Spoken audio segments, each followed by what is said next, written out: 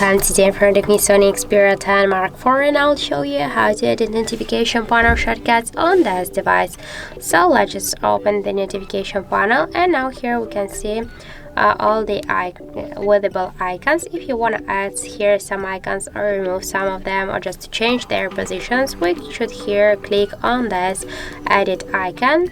And here we can see this down section with this invisible with the hide icons.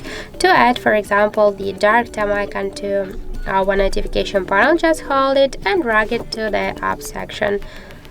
By the same way, we can add here the alarm, the storage, and more just features and options here. If you want to just remove some icons from here, by the same way, hold it and drag it to this down section.